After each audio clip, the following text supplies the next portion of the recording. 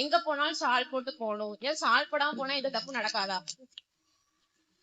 உனக்கு நான் ஒரு வரலாறு சொல்றேன். நீங்க என்ன பெருமை, நீங்க என்ன ஒன்னும் செய்யலையே பெருமை, அதெல்லாம் ஷால்லாம் போத்தலையே, எப்ப போடுவீங்க? ஒழுங்கா ட்ரெஸ் பண்ணிருக்கேனா? நீ சொல்லு. இப்ப சாயந்தரம் என்ன வந்து சிறப்பு செய்யணும்னு இருக்கிறாங்க. நான் என்ன கேக்குறேன், நல்லா தானே ட்ரெஸ் பண்ணிட்டு வந்திருக்கேன்,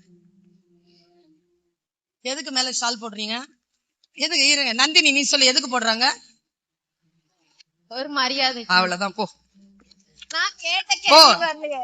உடம்ப துணியால மறைச்சு இருக்கிறது என்பது மரியாதை. ஏன் நீ இந்த கேள்வியை கேட்கற தெரியுமா? பெண்களுக்கு இந்த சமூகத்தில் ஆடை மறுக்கப்பட்டது தெரியுமா உனக்கு? இந்த பிளவுஸ் இருக்குல்ல, பிளவுஸ், அதுக்குள்ள இருக்கிற உள்ளாடை இருக்குல்ல, அதை நான் போட்டுக்க முடியாது. இந்த நாட்டுல பிறந்திருந்தா 60 வருஷத்துக்கு முன்னால நீ பிறந்திருந்தா உனக்கும் எனக்கும் இந்த நாட்டில பிளவுஸ் போட முடியாது. அதுக்கு நீ ஒரு வரலாறு தெரிஞ்சுக்கோ.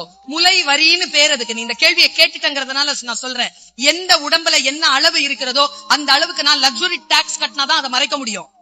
அதற்கு எதிராக எடுத்த போராட்டத்திற்கு பெயர் தான் மேல் சீலை போராட்டம். பெண்கள் ஆடை அணிந்து உடலை மறைத்துக் கொள்ளலாம்னு.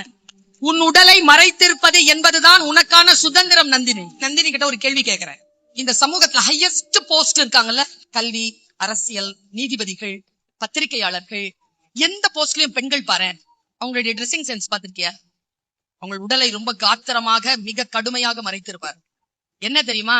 ஒரு பெண்ணினுடைய உடல் என்பது சாதாரணமானதல்ல. ஆண்களையும் பெண்களையும் சேர்த்து நீ குழப்பிக் கொள்ளாதே.